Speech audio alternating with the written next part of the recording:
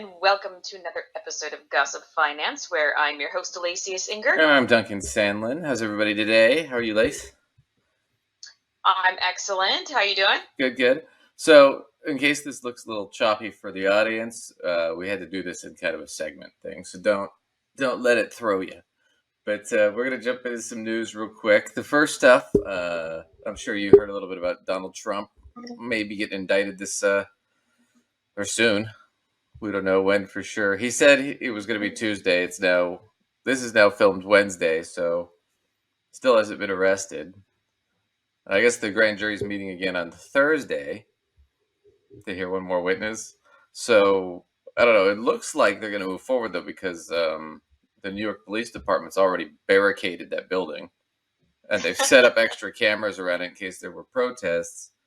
There was a protest on Tuesday. It consisted of probably about 80 reporters and 12 Trump supporters. It was pretty pathetic. Nobody showed up.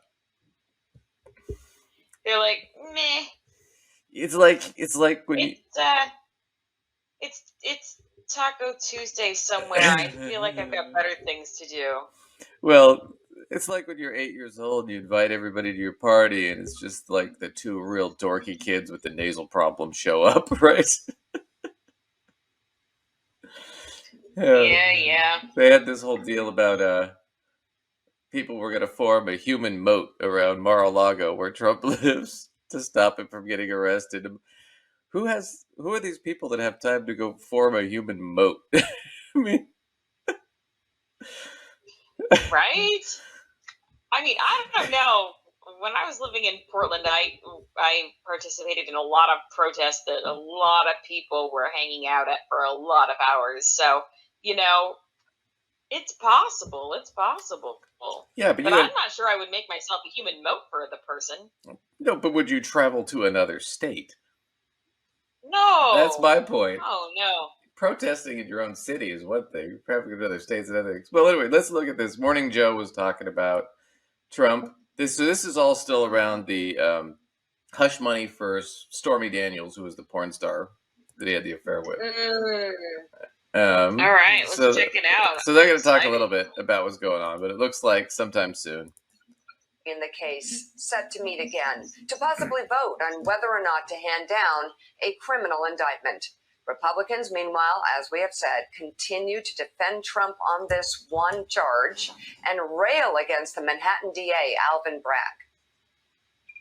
President Trump announced he was going to run for president again. And suddenly here they go. Now they're coming after him for some alleged bookkeeping error.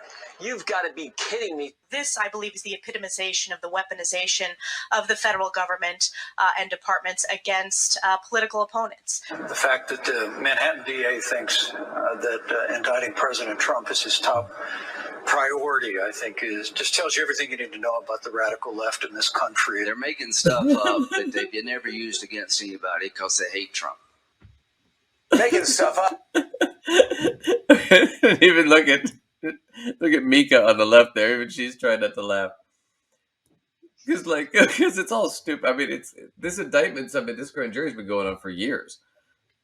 I mean, and these kinds of cases, they take years. I mean, that's just how it goes. And then the other thing that's so funny about all this is part of this is they couldn't do this while he was president because you can't indict a sitting president as part of a rule that should be changed, in my opinion. But so let's do a bunch of illegal activity and then see if we can just somehow by the skin of our teeth become the president, so we can be just hanging out, running the country and stuff while well, he did this. Nobody. He did this while running for president. Yeah, but the other thing is, I love Mike Pence is up there defending him. Former Vice President Mike Pence, the guy who ended. That guy sitting there going, God, I thought this job was over. I thought this was over. Oh, no. I think he wants to run for president. I don't think he realizes he's not going to win. But the other thing about it is Pence, it's like, you do remember how you ended your vice presidency. You had to run and hide from Trump supporters who were trying to hang you. They had a gallows built out in front of Congress. They were out there chanting, "Hang Mike Pence." And now you're defending Trump after he incited that shit against you? I mean, the guy basically didn't. I mean, he had to basically live jumping from home to home for a while for safety after he left the vice presidency. But now he's defending Trump. This is just how weenie these people are, right? So let's see what they say real quick, and then we'll move on. But again, Willie, you can sort through everything that was just said. Again, I don't know how stupid they think we are. I don't think it's us. They actually think their own voters are stupid, and that's what's so insulting when you have Jim Jordan saying, oh, Donald Trump just announced, and suddenly they decide to charge. No, Donald Trump announced because he knew he was going to get indicted. We talked about it on this show for months. And that's I guess the crux is that's true. Part of the reason he probably announced running for president was because he was afraid he was going to get indicted. Everybody was talking about that. That's why he announced so early.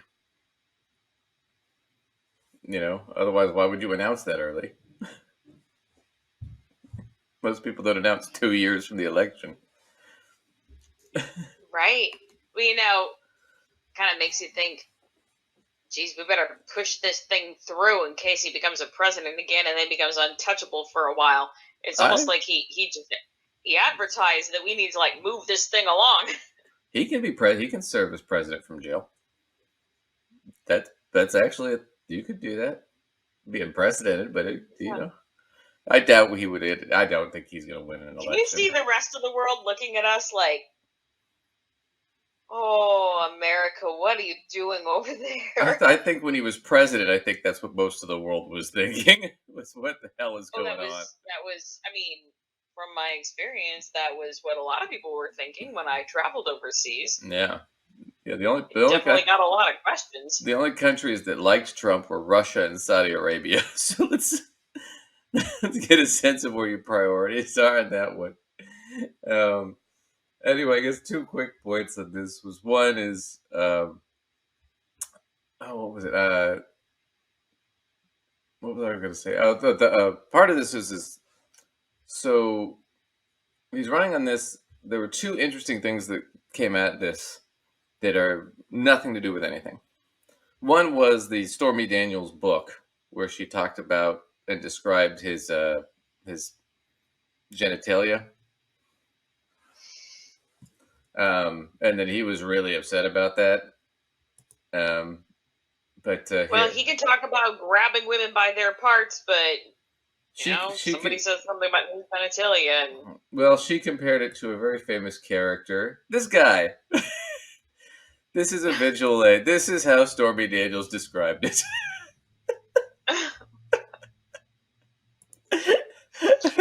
What is happening right now? The other thing that I thought was funny was it came up where people were asking, is Trump going to be the first president to ever be arrested? And it's like, well, no, if he gets indicted, he'll be the first president to be indicted. But he'll be the second president or former president to be arrested. The first one, and I was shocked. So far, the only president to ever be arrested, he was actually arrested while president, I think, was Ulysses S. Grant. Really? And he got arrested because he had a horse and buggy that were really nice, and he liked to speed them through Georgetown, and so he got cited for speeding. And finally, after the 8th time, the local, I guess, chief of police there or sheriff told him, no, you can't do this anymore. What they did then was they talked to a judge, and the judge said, well, you just handle it punitively, right? As a police department, just handle it. We're not going to indict it. We'll just handle it as a violation of a rule, like a ticket. And what they did was they confiscated his horse and his buggy for 3 months. The police department, and they made him walk back to the White House. That's like another kind of walk of shame. That's like a different sort of walk of shame, but it definitely is one nonetheless. He's sitting there thinking, I was a general. Bad president. I led the Rough Riders. Oh, man. I gotta walk home. Walk home. He's in his 50s, trudging down Georgetown. At least he got tagged for something cool. Speeding. Right.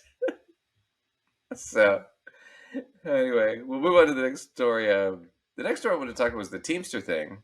And so in Michigan, they repealed right to work. That's like a week or two ago.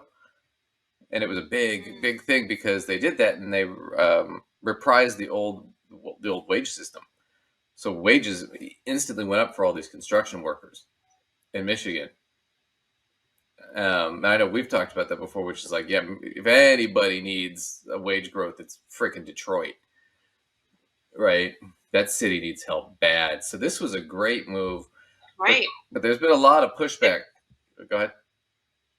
I was just gonna say they've been in rough shape for a long time, so it'd be nice to see them get a leg up there. Yeah, I would love to see Michigan get back on its feet. Start building more cars there and stuff.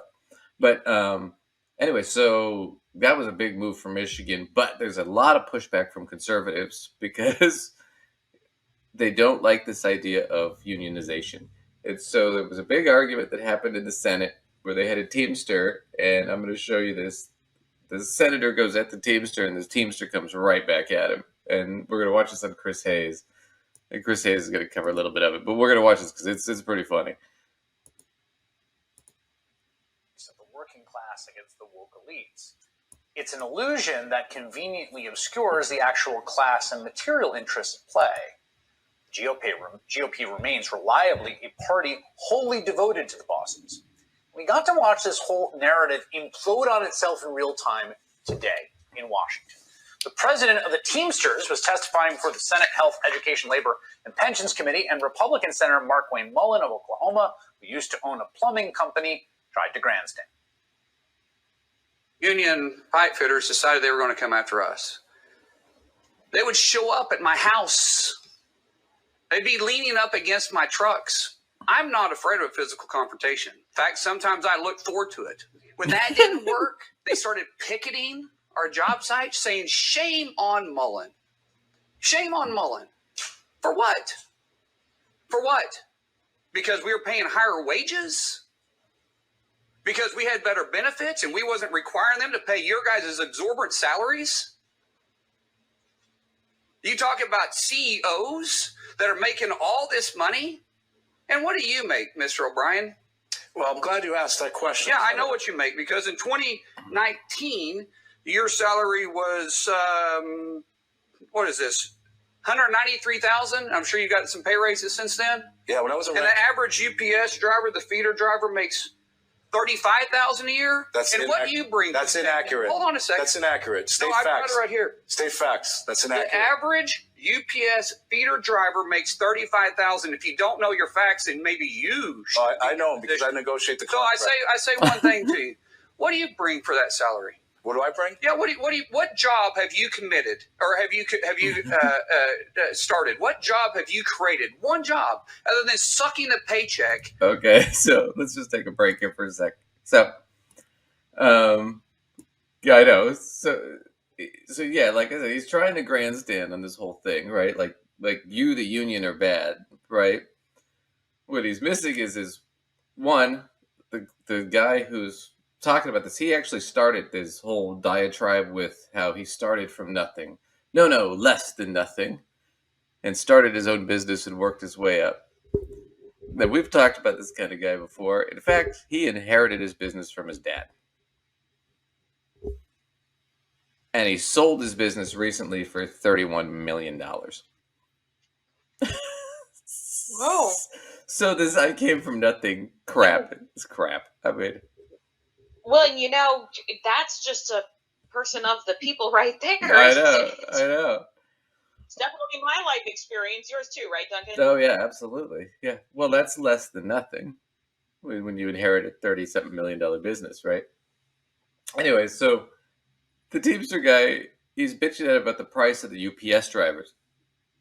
It's actually a lot higher. It's close to like $90-$95 is what a lot of the feeder drivers are making. And the reason we know that is because the Teamster he's yelling at, the bald guy with the glasses that he's yelling at, that guy negotiated the contract.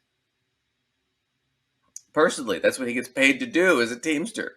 So he knows what those guys make. He negotiated it. He was the guy that signed the contract, the agreement. Well, isn't that terrible? Isn't that terrible wage that is being cited? The wage if you aren't a union member. Right. That's right. That's why it's dishonest. The union members make way more than that. And that's kind of the point. So it's like, what are you talking about? Yeah, he said, well, the average of everybody maybe, but not of the union workers. The union workers make almost 3 times that. So, I mean, the whole thing is just bullshit grandstanding, but it's really funny because here's what he doesn't get. This guy's the president of the Teamsters. If you know anything about unions, right? Unions, the way it works is we all have to join the union. We all pay the fee, right? And the union is there to basically protect the employee, to fight for higher wages for you, for time off, for sick leave, to make sure you get that. You get legal help. They hire attorneys, right? All kinds of stuff, medical, childcare. They fight for these things, but you have to have lawyers and you have to negotiate. And it's a battle. They are basically, you're paying them to fight with your boss, right? Which is difficult for you to as an employee because you're afraid of getting fired because there's a power disparity. But if there's a union there to be a dick, they're basically the in-between, right? And so you basically pay the union to be assholes and to be pushy and negotiate hard. You know, I'm not gonna lie. I'd rather pay somebody else to be the asshole for me. Why you hire a lawyer? Yeah, I mean, it's why you hire a lot of people. Like there are a lot of professionals whose job it is basically to go in and be the bitch, so you don't have to. Yeah, I do contract negotiations, and I get to be the asshole because I don't have a personal relationship with the person we're negotiating with. But my business partner or my client might want to, but their whole thing is, well, but I got to go with what my advisor tells me. And then the person just thinks, oh, well, Duncan's a dick. But they still love my client. My client still got the deal they wanted. Right. That's why you have that. Right. But that's what this guy doesn't get. So you're going to try and be pushy on a Teamster, a guy who gets paid to fight with you, people just like you, for a living, and has been doing it forever. I don't know how he thinks he's already did his macho. I don't mind physical confrontation. I'm a tough guy. You want to go outside, brah? Sometimes I kind of like it, brah. I kind of like it. What is this?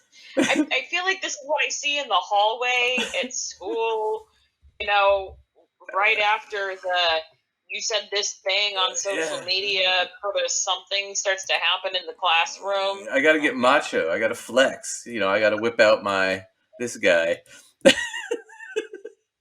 Apparently it's still happening in the government. Gotta whip him out, man. You gotta know how. I often tell my students that it does not get less dramatic when you're an adult. It just the topic sort of changes a little. Yeah, it just seems stupider the older I get. But anyway.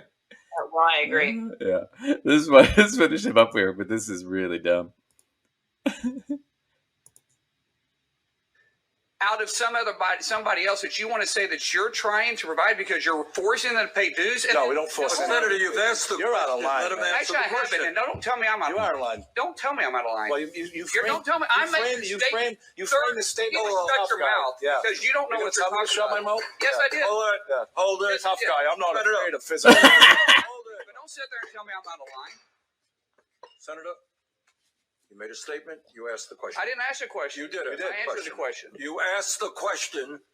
Well, let him answer. It was a rhetorical Well, question. you may think it's rhetorical. It sounded to me like a question. Let him answer the question. I'm not yielding my time to him. So if you're going to let me keep my time, that's fine. You'll have your time. Let him. You ask a question.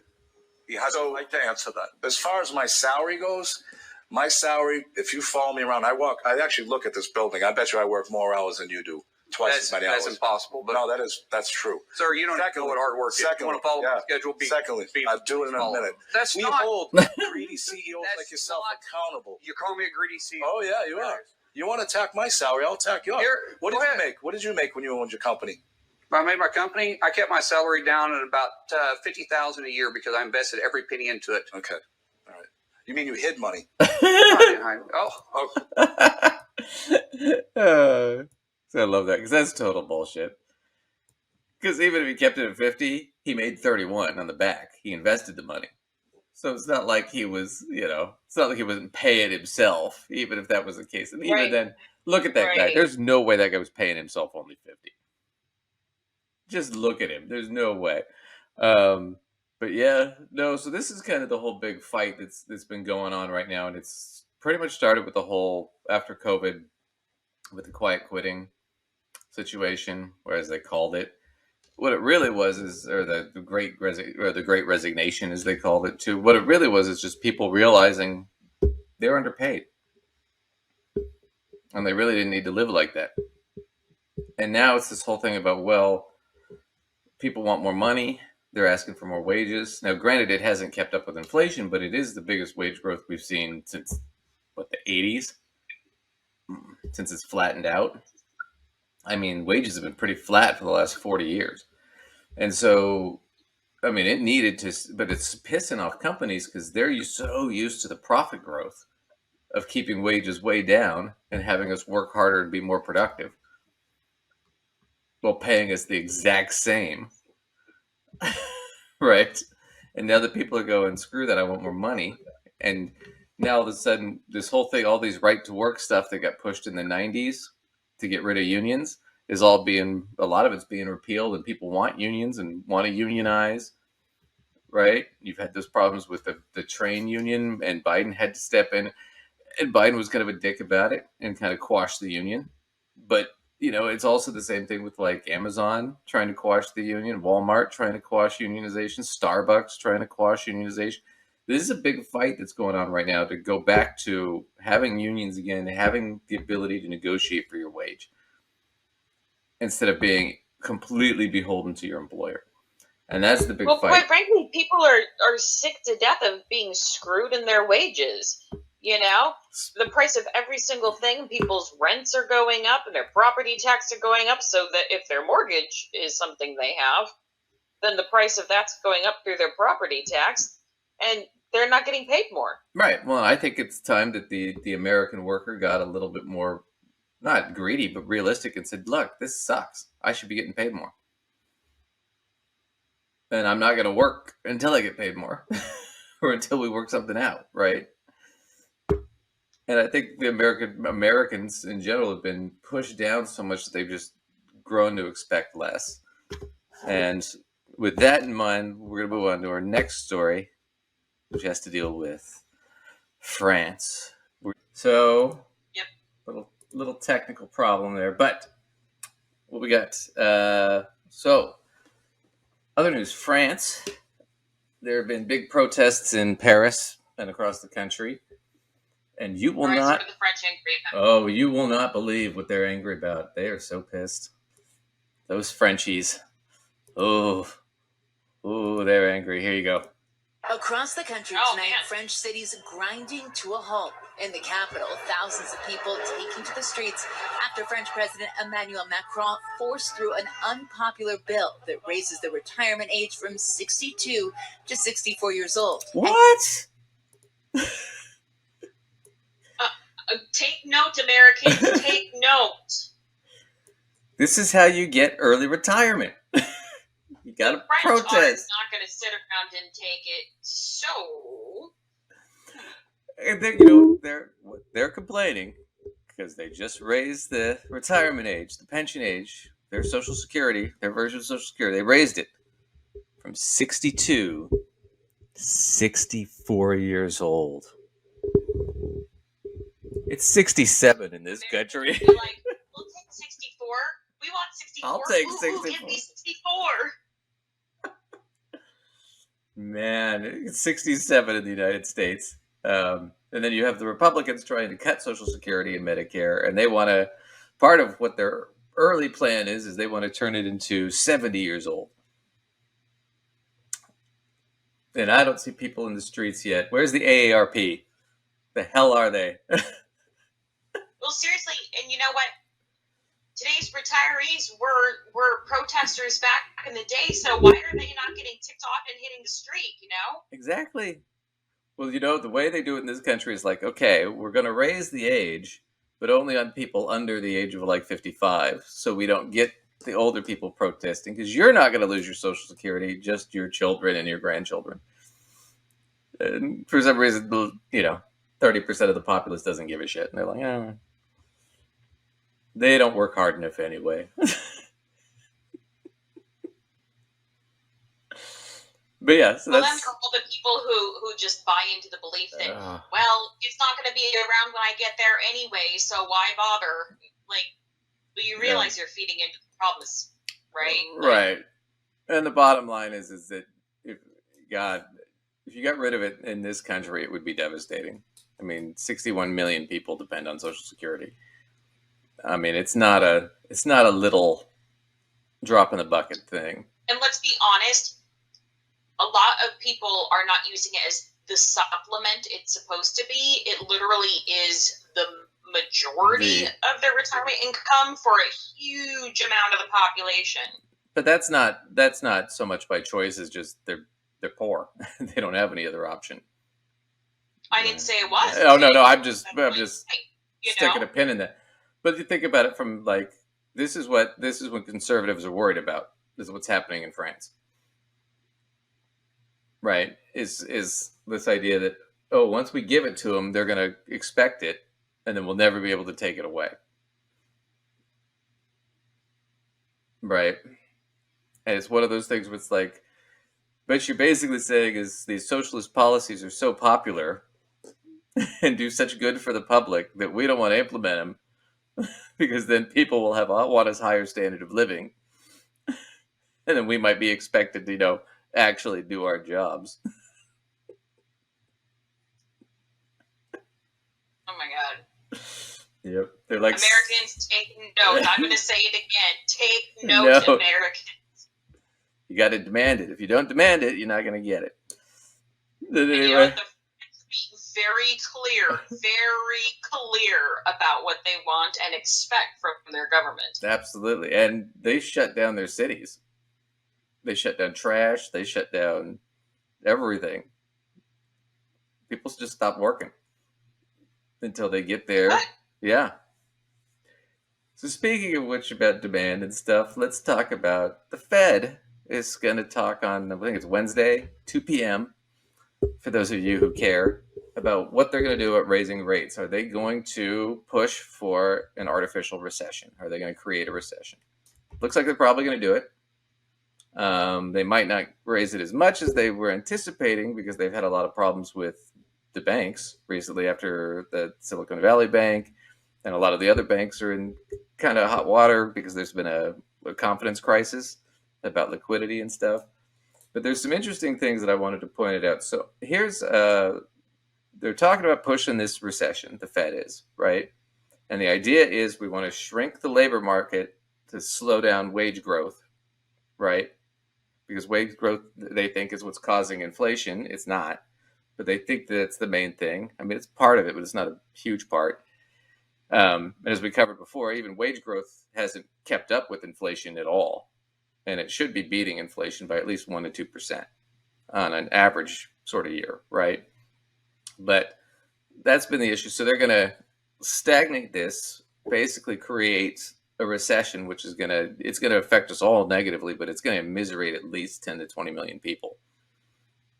Are going to lose jobs, are going on unemployment, are not going to be able to live, lose their homes, shit like that.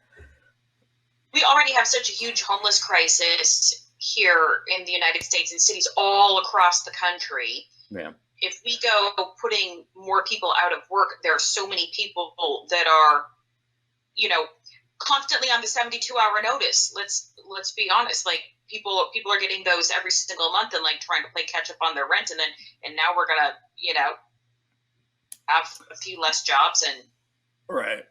So, well, and does that really help things, or does that just create a longer-term problem, is the question. Jon Stewart talked to, on his show, I think it's called The Problem with Jon Stewart, talked to former, I think he was the economic secretary. He was under Clinton, and I know he was an advisor under Obama. So he got him on an interview, and Larry Summers tries to explain this, and it does not go well for Larry Summers here. So this is Jon Stewart with Larry Summers. We had massive stimulus and an economy that could only produce so much. We had huge levels of demand, and those huge levels of demand kept pushing up prices and pushing up wages. But ultimately, it was you put too much water in the bathtub overflows. Okay, so here's his argument that he just made. The stimulus from COVID that Trump put out and then Biden put out more, right? People got checks for like $3,000. Some people getting $300 a month for their kids, right? Per kid. That created an excess of cash in the system. Then when COVID started to lessen up and people came back, there was a huge demand. He's ignoring the fact that supply couldn't meet demand because our supply chain was totally for shit because it's totally capitalized and it's not designed to meet crisis. It's designed to make money.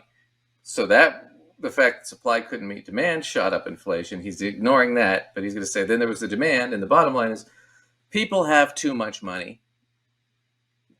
The average person has too much money, is making too much money, and that's what's causing this excess inflation. So either we have too much money or we have not enough money. I feel like it's hard for me to understand how it's both at the same time. So, you know, the average American doesn't have enough to cover your most basic emergencies in a savings account, but they're absolutely terrified that we have too much money.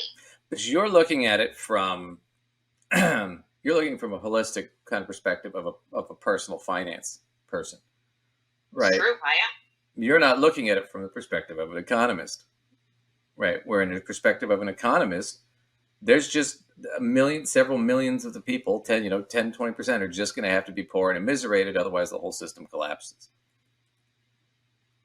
That's just how it is. There's certain people that just have to be crushed under the wheel for the system to work.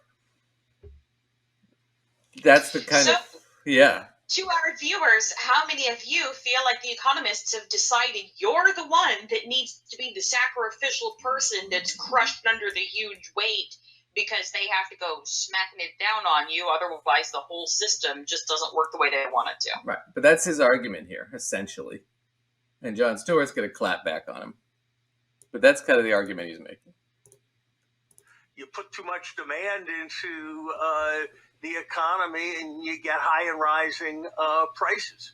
But the San Francisco Fed says that is demand is maybe 30 to 35% of the inflation. Wages are really around 20% of the inflation. There's a huge corporate profit aspect to it. There's a huge supply chain aspect to it. But our method for controlling it seems really much more focused on wages and employment. There's certain sicknesses you can have where there's a drug and it has side effects. And everybody hates the side effects, and no doctor wants their patient to suffer the side effects. But if you don't address the sickness, you're going to have a bigger problem down the road. But the stock market assets... Okay, so it's another just horrid argument. And it's incredibly heartless, because here's what he's saying. Jon Stewart's saying, okay, 30% of it may be demand, 20% of it might be wages, right? That's according to the San Francisco Fed, based on their estimates, right? Now they're saying that's probably what it is. Well, that means the other 50% is the supply side problem, right? Which means businesses aren't getting stuff, or they're not distributing stuff fast enough. On the other side of that coin, with the supply side problem, is corporations have been gouging the prices up to 50, 60, 70% even, right, over the last couple of years because they could get away with it. Because demand was so high after COVID. And in order to fix the problem, they just want to go attacking the parts that that hurt the average person. Right. And screw over the average person, but let's not touch the actual corporations. Let's leave the businesses alive. Right. So that's the thing is do we, what you could do is you could say, well, we're going to put price caps or something like that. You could pass laws on that. You could pass bills and say, hey, no, you can't increase prices by X. Right. Or they can only be such and such. You could even do that artificially for a short time. That could be a solution. You could sit there and say, well, gee, and I would say this is Pete Buttigieg, who's the Department of Transportation Secretary. Why the hell haven't we done anything to fix the ports? Why is it you still got truckers waiting 3 days at ports to get goods? Right? So there's a distribution problem. If the distribution problem was dealt with and we threw some money at that, then that would probably bring down inflation a little bit faster. But no, those are all difficult things to do. The easiest thing to do is let's raise the interest rates, right? The trading rates on banks, and then that'll stifle what businesses can afford, especially smaller businesses, and they'll end up having to fire more people or cut wages. And then people won't have as much money to spend, and that'll bring down inflation, which is also a stupid argument, because if that's only 20% of the problem, it doesn't solve it. And it's also stupid because inflation's consistently gone down. Just recently, it went down 0.4%. It's been going down. So it might be that this does nothing to curb inflation at all. And all you're doing is creating an artificial recession. There's another problem to that too, we'll get in a second, but it's not just that it's going to affect the working class, but it will affect businesses too. But we'll get into that in a second. But Jon Stewart's going to talk about something else real quick, but I want to get through some more of this because he makes a good argument against Larry Summers. Have gone up 150%. CEO pay has gone up 1,500%. Workers' wages haven't gone up at all. I think you're misdiagnosing the sickness. First, John, inequality is a terrible thing. The most serious problem the American economy has been the cleavages between those like you and me who are very fortunate. That's why we need a strategy of strengthening labor power in the economy. The question, though, is it an issue that somebody whose control is over setting interest rates and printing money can do much about? That's a good point. Now, you could say that they shouldn't have responded to the 2009 recession by cutting money, by cutting interest rates. You could say that. Yes, but you could. Do you really think, and certainly that wasn't what progressives were saying at that time. It doesn't matter. At that time, progressives were saying we need lower interest rates so people can borrow money to buy houses and put people to work. Well, yeah, but here's the point, is it's kind of irrelevant today. Because what happened was, in 2008, during the housing crisis, that's what they did, that was what the push was, to cut interest rates to as low as possible, to try and stimulate the economy, to put more money into the economy. So interest rates have been artificially low for a long time, didn't really need to be. The other argument, and the argument Stewart's making here is this, is where did that money go? Where did all the money, the bailout money go in 2009 after the housing crisis? Where did it all go? To the banks. Went to the banks. The banks got all the money. It didn't go to the average person. And that it didn't go in my pocket. No. Did it go in your pocket? Nope. And that recovery was really, really slow. This recovery, after COVID, they gave the money directly to the people in cash, in checks, in their accounts. And that recovery is booming. Now they're bitching about it. Gee, which thing worked better? That's his point. So it's like, so Larry, your point here that you're making is yeah, no, the Fed should not be dicking around with interest rates. This should be not a monetary issue the Fed's dealing with. This should be a fiscal issue that the government just handles. And they could have just handled it by giving money to the people, because that's what they did in Europe. And it worked. You do it here, it works. Because people spend money. It floats the economy. $3,000 check, well, yeah, if somebody's making $90,000 a year, they're probably not spending all of it. But if somebody's making $40,000, that $3,000 is rent, food, I mean, that money's gone almost as soon as they get it. They have to spend it. They don't have a choice. But that's all money back into the economy.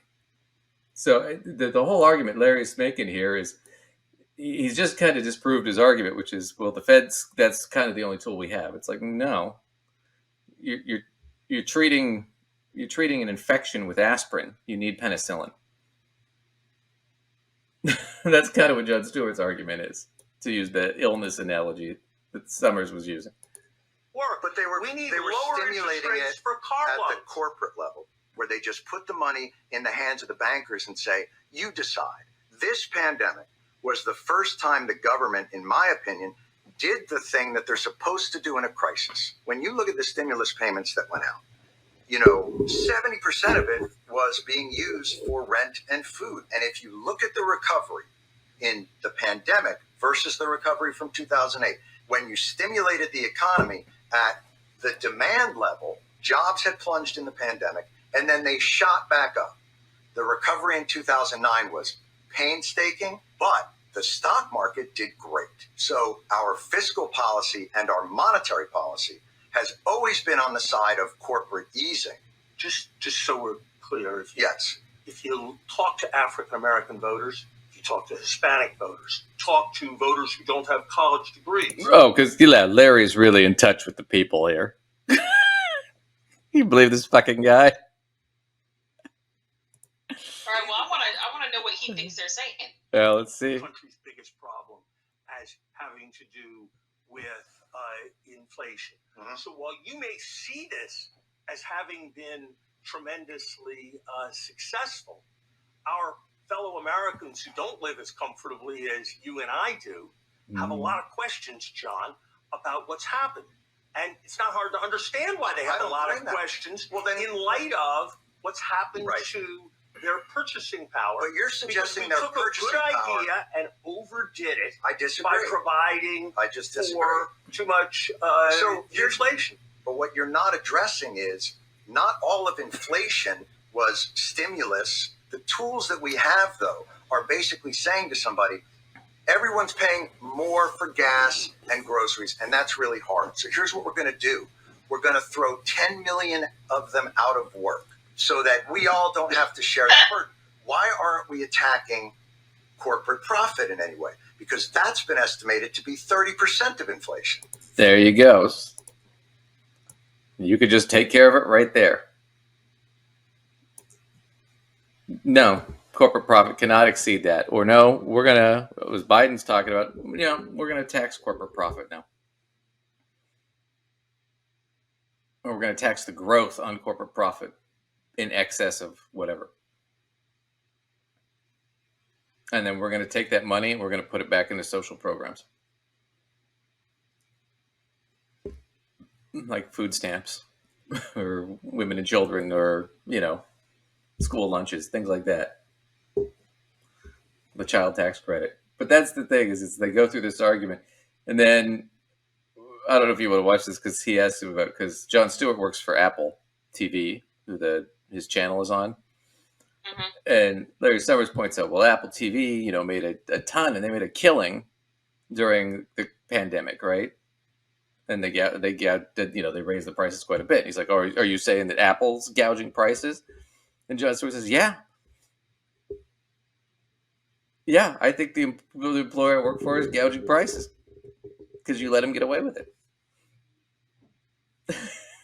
But that's the rest of that whole spiel. I love the point that he makes, so your solution is now you're just going to, throw 10 million people out of work.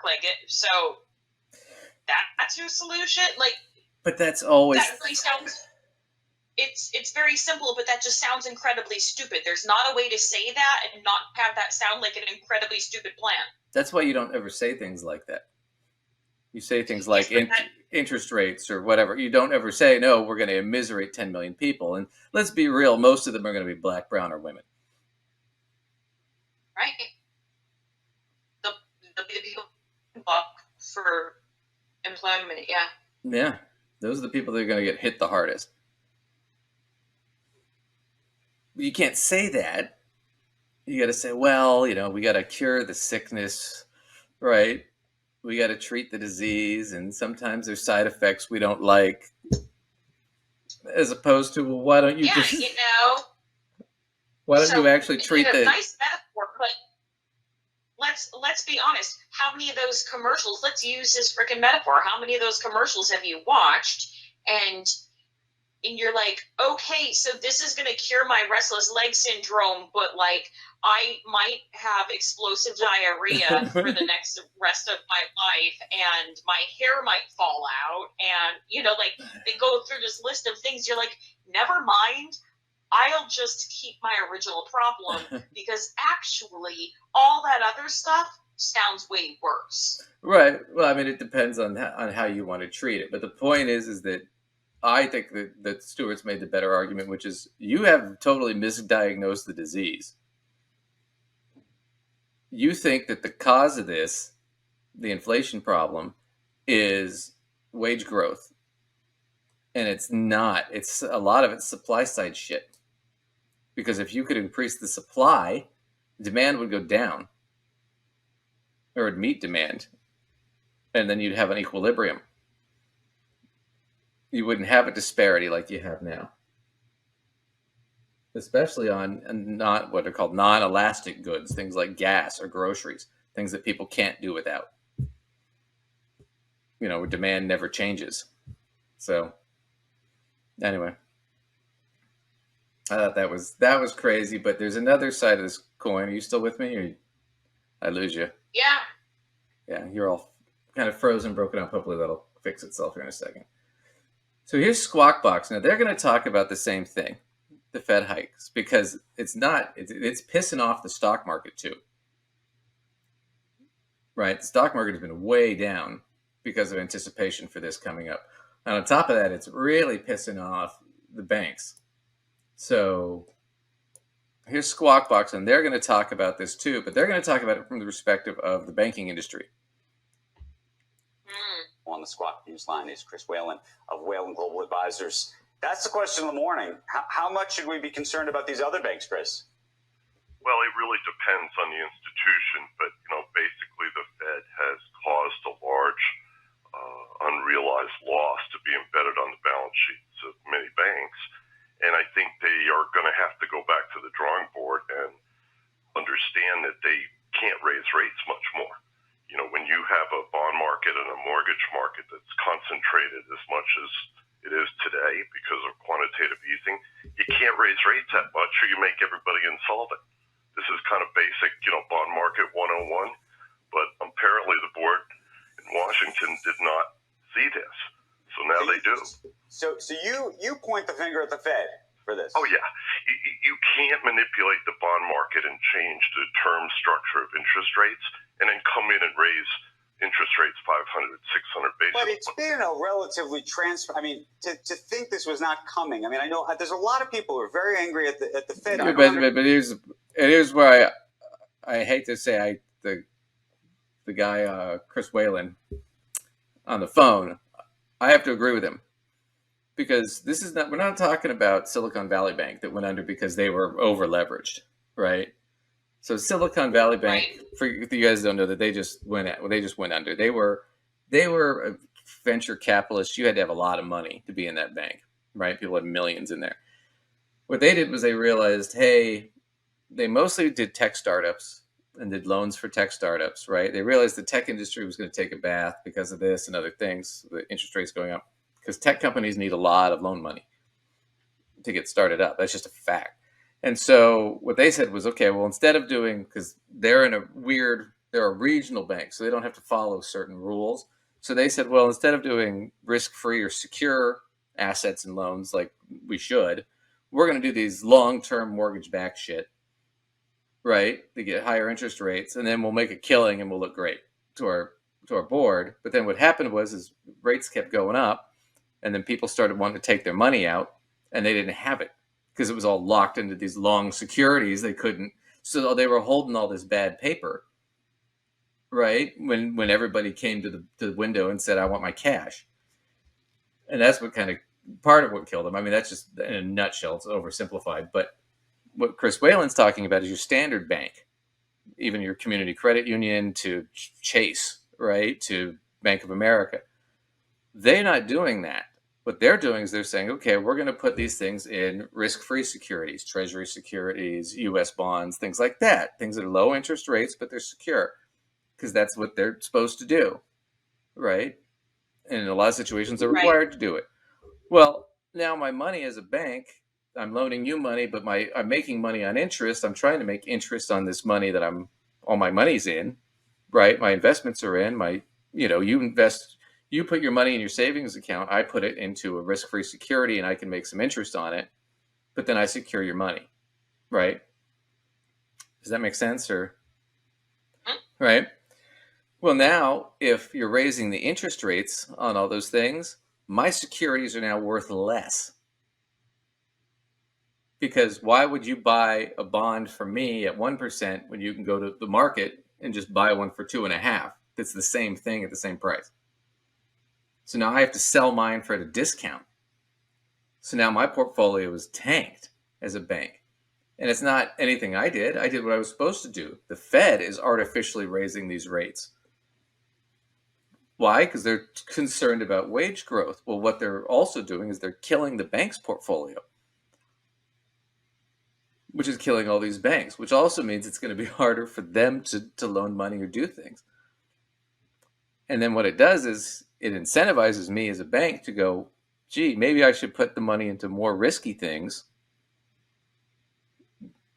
more dangerous things that I shouldn't, because otherwise I'm stuck between a point. If I do what I'm supposed to, I'm just going to lose money.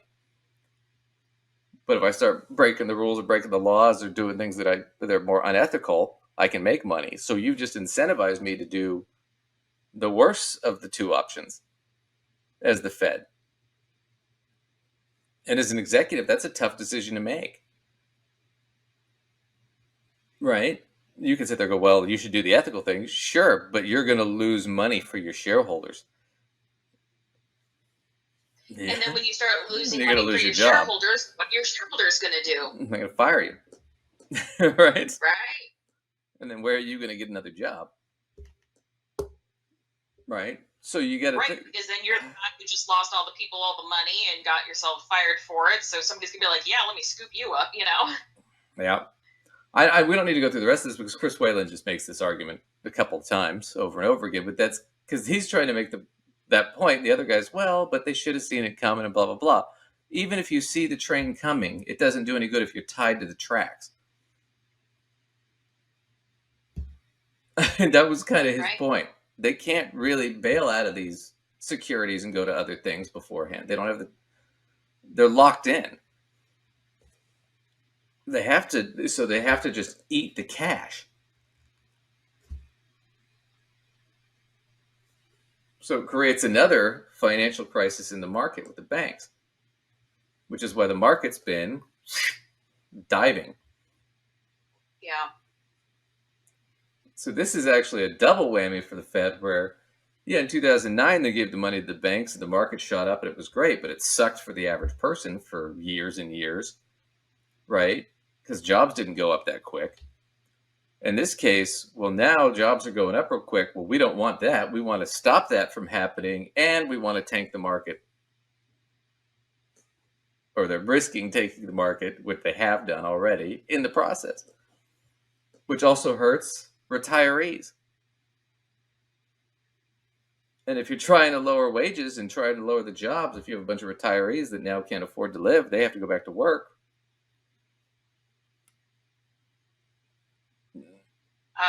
That sounds like kind of a mess. Yeah, you've just a mess. Yeah, and it's just going to take decades to clean up. I mean, it's so easy to fuck these things up and so hard to get them right again. But it's like, Welcome to the Big Saturday Show. The big story tonight. Sorry, that's our next clip. But so that's kind of that whole spiel on that. But so look out Wednesday. We'll see if they raise it. They were supposed to raise it 0.5%. But so this could be a big week coming up, Duncan. It sounds like on Tuesday, we could see the Trump stirring cups and let's see, Wednesday. I think the market could see collapse. if the We Fed could go into decides recession. to Yep. screw up the market and collapse us into recession. So what about Thursday? Any big events scheduled for Thursday? Yeah, next week the French could do a vote of no confidence and try and oust Macron as president of France. Maybe they should save that for Thursday just to spread it out. Yeah, well, that could be bad too, because if his former challenger Le Pen, she is a fascist, far right fascist. Like, yeah, like she's popular with the neo-Nazis. Anyway, but let's talk about this because we put this off for a couple weeks. Student loans, we've been putting it off. So the court cases are going on. Supreme Court's hearing them. It could, right now it looks like it could kind of go either way. We'll see. Hard to know. But I wanted to talk a little bit more about the overall argument behind it. And here is the big Saturday show on Fox, and they don't like this loan forgiveness thing, and they're gonna complain about that, and I think Bernie Sanders a little bit. So let's break down their bullshit. How about that? That'll be fun. Sounds fun. Tonight, self-described Democratic socialist Bernie Sanders defending Biden's student loan handout as the Supreme Court considers the constitutionality of Biden's plan.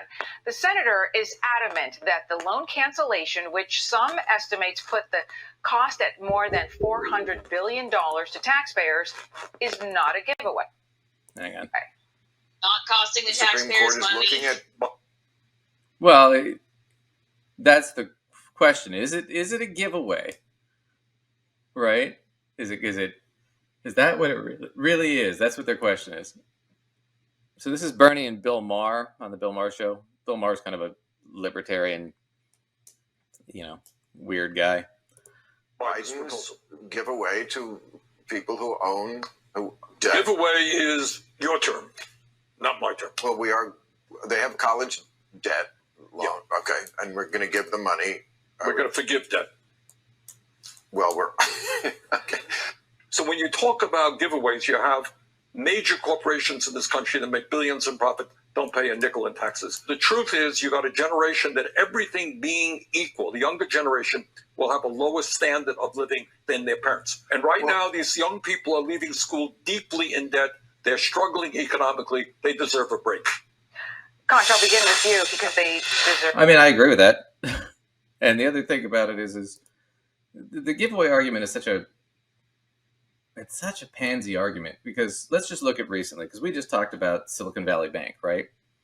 The Treasury just gave them over $300 billion to secure the investments or the deposits of basically their clients who were otherwise going to get screwed, right?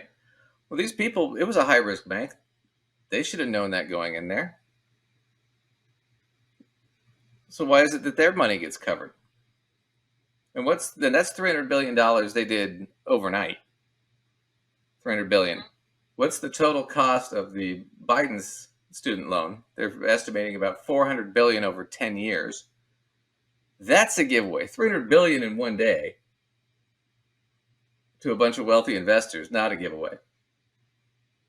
$400 billion over 10 years to a bunch of college students. That's a giveaway. Do you see how pot kettle it doesn't match here? I mean, well, really, it's saying that the values are to give something away to a bunch of super wealthy people that were very much aware of taking or should have been, had they been doing their homework at all. You had to be a registered investor. They should have known. Right, that they were doing something with a certain amount of risk involved. It's okay to give away a whole bunch of money to them, but the average person that, graduated from college and, wants to have a standard of living that's equal to or greater than what their parents were, we can't give anything away to them. Right. And the other difference, too, is from the student loan forgiveness, we're not actually giving them money. I was going to say, I want to look at this from a linguistic standpoint. The term giveaway doesn't even make any sense, because if you're going to give something away to me, Doug, if you're going to give something away to me, I should literally receive a thing. Yeah. A thing should come into my possession. Right. This isn't putting any things into anyone's possession. All it's doing is it's making them have to stop losing things. Well, this is money that's already been paid. Plus, it's money we're not going to get back, and I'll get into that argument in a minute. But let's go through Fox, because I love they get a panel of these people together, and it's so painful. They're trying to get their talking points out, and they don't work. A break. But we'll watch. The problem here is that this is a dishonest narrative and argument that the senator is making here. 50% of these loans go to those who pursue graduate degrees. Those are people. That's not true.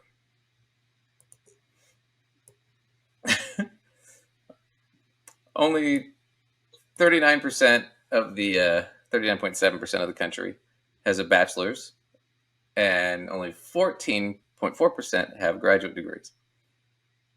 So not even half the people that have graduate degrees, you have to remember, this covers $10,000, right? Up to $10,000, up to $20,000 if you had a Pell Grant. To get a Pell Grant, mommy and daddy have to make less than $60,000 a year. Let's also add that Pell Grants are only given in undergraduate. Right. You don't get Pell Grants. They don't exist for graduate degrees. That's only an undergraduate thing right there, too. Right. Really, their selection criteria in and of itself, it being based on Pell Grants, that means their criteria for this was all about the undergraduate degree anyway. It was all about that. Otherwise, the Pell Grant wouldn't have even been in the equation for their financial, guideline how much. Yeah, this is all subsidized loans. Mostly subsidized, not subsidized, but they're all undergraduate loans. They're all Stafford loans. You cannot get a Stafford loan for grad school. It's all plus loans. We know that. We both went to grad school. You can't get a Stafford loan. I would love to have gotten a freaking Stafford loan for grad school, but nope, you got to sign a plus loan. All right, so let's watch this guy, Joe Concha. He's going to like his hair. He's got the wet look going. People that become doctors and lawyers and economists. No. Right? No. So they're the type of people who can pay back the loan. They don't need the No, as we already know too, what was it, like 20 or 30% of the people that are getting this forgiveness are people that weren't able to finish college because they were too poor. So no. Okay, even the argument he is making. Okay, fine. Let's ignore all of the parts of that were not even true, and let's just say for a minute that you're going to forgive $10,000 of that doctor's hundreds of thousands of dollars of debt. Like, I'm actually also not worried about that. Like, that is a splash in the bucket comparatively anyway. So, like, I can't even be bothered to care. Well, and the other thing that he's missing is the whole thing's means tested. So if you make above a certain amount, you're not eligible. So these doctors and lawyers that are making all this money, they're not even eligible for this forgiveness to begin with. They can't even apply. They can apply for it, but they're not going to get it. You'd have to be in. I don't know what scenario you'd have to be in as a doctor to actually be eligible for it. But even if you are and you've got your, hundreds of thousands of dollars of whatever, if $10,000 gets thrown at it by, some forgiveness thing, whatever. I don't care. Well, who are all these rich people that are making under $120,000 a year that are getting this $10,000 loan forgiveness that pisses him off so much? And like you said, even $10,000 to them means nothing. Right. Even if they qualified for it, if there's some universe to where they have some job where they actually do make under that amount, which they're making confuses me, but I'm going to literally suspend that belief as well and say, I still don't care if $10,000 gets thrown at it. They're making more than that a month anyway. Why do they give a shit? Right. Yeah. Second, what do you think universities are going to do when they see this passed or see it come into law, or if the Supreme Court, for whatever reason, doesn't shoot this down? They're going to raise tuition. And all they're going to say is, well, just get a loan because it's going to be forgiven anyway, right? One, they can't raise tuition. It's now capped. under the bill that this was a part of, or the executive order, tuition's capped, so they can't be raising tuition anymore. On top of that, more money is going to go back into the universities. So the universities are going to have more cash. They won't have to raise tuition anymore. I keep telling that story. My mother used to be the dean of admissions at a college, and she'd tell you, oh yeah, in early 2000s, mid 2000s, when she got there, she was like, yeah, it was 67% of my budget was from federal funding from that came through the state. She's like, after about 7 or 8 years, it was about 16%. And what happened? We had to raise our tuition and our fees to cover our costs. That's where all the raises came from. Not from loans being forgiven or caps being done or more money going back in. You could make the argument that the federal government created the tuition hikes that the students ended up with. They did. It was intentional, but yeah.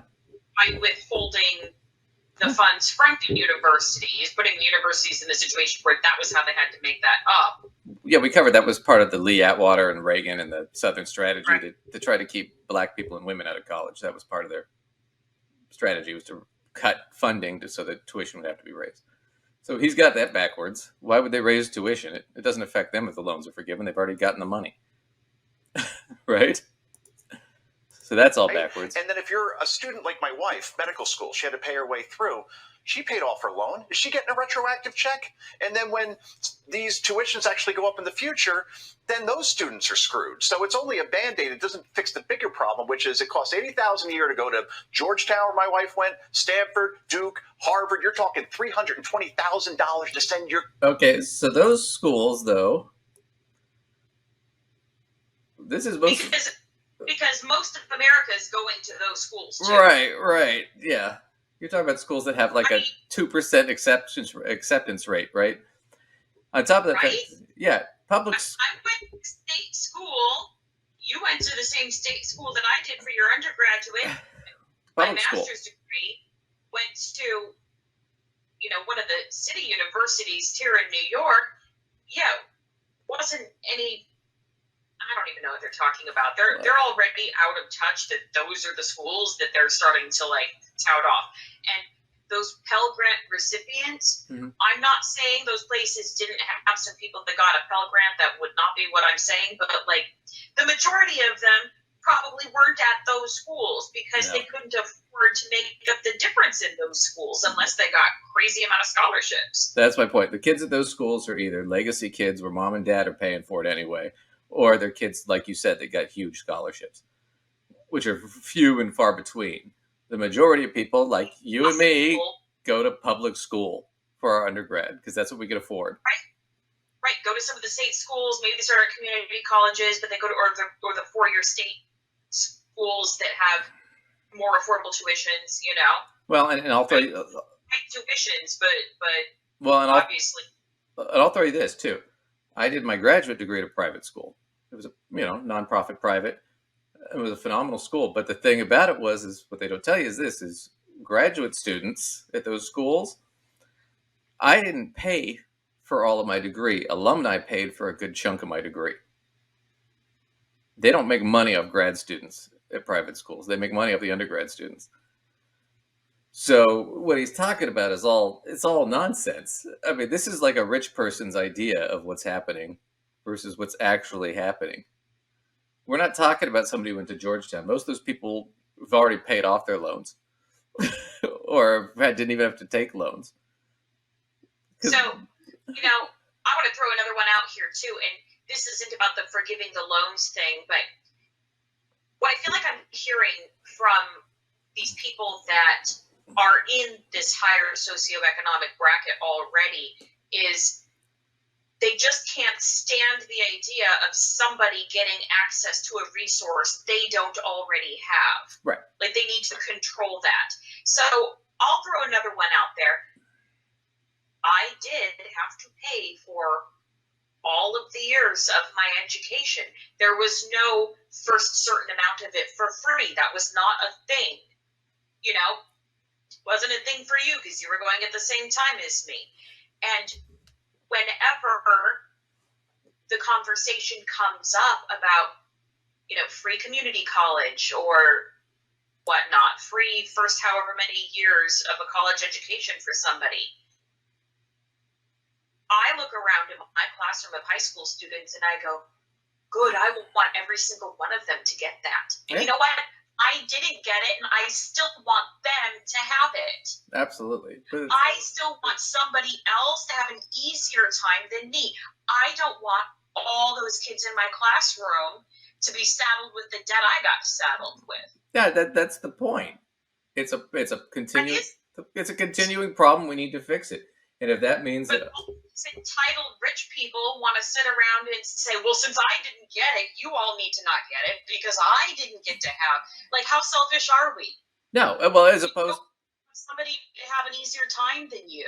Well, as opposed to our attitude, which is, okay, we got screwed, at least they're not getting screwed. I mean, why would I want that to continue? And to get screwed just because you did. Yeah. Or get screwed even worse because now it costs more money. Right. And they'll be saddled even more debt than you were. Right. Well, since you were saddled in the debt, it's only fair that they get it worse than you did. Do you think any of these people have freaking student debt? These people are all freaking millionaires on this show. They don't have any student debt. This is just talking points that they're trying to spew out. They don't know what they're talking about. Your kid to school, you got to clear $500,000 before taxes just to afford to send one of your kids to a private. Oh my God, oh my gosh. Yeah, because that's what's happening. The average person has $500,000 to send their kid to school. Yeah, that's what's happening in the world. See, he doesn't know what he's talking about. And so Larry Summers, who was Secretary Treasurer under Bill Clinton, right? He's obviously the senior economic advisor to Barack Obama. He says this move will only raise inflation. Other than that, great job, Bernie. Yeah, right. Exactly. And way back in the dark ages, everyone will remember that except for you because you're young.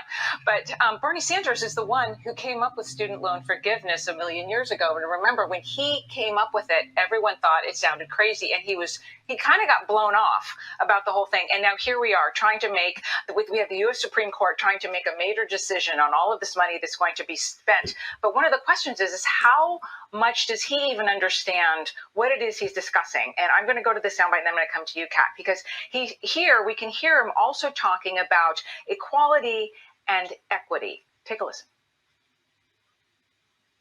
How would you differentiate between equity and equality?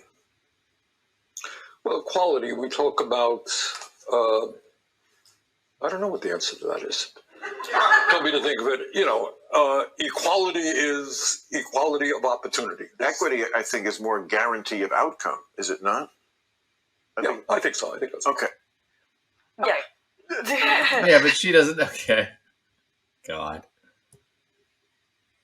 Oh, man. It depends on what we're talking about. So when he's talking about equality of opportunity, everybody should have the same opportunity, right? When you talk about equity or equality of outcome, that's not a thing that people talk about in the sense of a goal to be achieved. What it's talking about is when we look at different groups, are we seeing similar results? And if we're not, then clearly there's something going on there, right? So if we say, well, look, we have equal opportunity to go to college, but we find that, well, gee, a lot less, Black kids and Hispanic kids are going to college. Well, then that means there's something going on, that they're not really getting equal opportunity. But that would be looking at equity. That would be looking at equal outcome. The outcome is that we're not seeing as many going. So the outcome is not what you'd think it would be. So we got to look at what's the cause of that, or that's just a social science thing. They try to do this spin of equality of outcome being the goal. Like everybody should have a graduate degree and a Ferrari and a big house kind of thing. It's like, that's not what it is. It's a metric to look at. Well, look, we're not getting the same outcome from these different disparate groups. So there's something clearly that we're missing, where opportunity is not equal. That's all that is. So it's a weird thing to bring up. They caught him kind of flubbed on a question because it is a difficult question, but it's like, I don't know what that matters to this whole question, but I think I just wanted to put a pin in that just real quick. and then we'll skip through this. Nailed it. What was that? I said, quite frankly, it seems, I don't know why they're even bothering to bring that up. It is not easy to explain the difference between equality and equity. They are different things, right? For sure. I feel like they're just bringing it up so they can say that he does stuff. Yeah, that's all. That's all it was. They just caught him on a. That's why the Chiron here says Bernie can't differentiate between equality and equity. Eventually. That is what the difference is. Look, I think he's right about one thing. I don't know if I count as the younger generation or not. I'm 34 years old. I do feel like I deserve a break. What I deserve a break from is now that, I did pay off my loans. I chose a school based on the scholarship that I got, and I got into Columbia Journalism School for grad school, and I unenrolled because I was like, how am I going to pay back this $80,000 loan on an entry-level journalist salary? I never will. So I interned, waitress. I worked really hard. I finally started to make some money, and now they're taking so much of it from me in taxes, and then all of this stuff that I can still keep is worth so much less because of inflation. So I would like a break. I would like to be left alone. That's what I would love. And again, that is unfortunately quite typical. Politicians, they run off of sound bites. They don't really even know what they're saying. That's a pot calling the kettle black. Oh, come on, get to the point, guys. It's often way worse than just an interview. What was the point? Her point is she wants a break, but other than wanting a break, I fail to understand even what point she's trying to make. I feel like she's not. She's not. She's just bitching about I have to pay taxes and, With Bill Maher, okay? They don't know what they're talking about when they vote for something that impacts all of us. But Charlie Cat brings up a great point about self-responsibility. You took the time to stop and reflect on what it was you were going. What was that? She did. She made up a great point. What was it? Well, she didn't. She didn't have a point. There wasn't a point. And the self-responsibility thing is bullshit. Let's see if we get to it, because I want to get to this last guy real quick. To take on and what it would mean in the long run. I think that there are so many people out there who are weighted down with student loan debt, and it's enormous. He's really here in a minute. Okay. But there are a lot of people who really don't stop and think. Come on, buddy. About what's going to happen in the decades to come when it comes to paying it back and the ability to do so. Yeah, which is the most fundamental version of self-governance, is governing your own, making your own decisions and governing your own behavior so that you get what you want. And I love that he gets all upset about the fact that the guy is calling it a giveaway. He goes, that's your term. Well, what would he prefer? Political corruption? Because that's what this was used for. This was used to buy votes in front of the election. I call it reparations for rich kids. Yeah, everybody does that. And it's not for rich kids.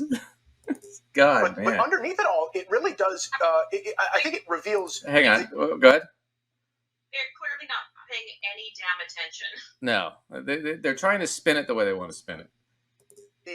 The entire political sort of view of the world that Bernie Sanders has, which is that all the money you make, Kat, belongs to the government. Right. What you get to take home is just what they let you take home. And the fraud here is that, of course, these kids that love this idea of getting their loans paid for by somebody else, they're not understanding the fact that Bernie Sanders and Joe Biden believe that all the money even the money that they give to them from other taxpayers, that doesn't belong to them either. Okay, that's what I wanted to get to. Jesus. Forgot how long it took them to get there. So that's the primary argument, is this is going to hurt the taxpayers. This is not fair. The taxpayers are paying for your student loans, right? They're spending this. It's only rich kids. It's not. It's mostly your average person, that's getting this.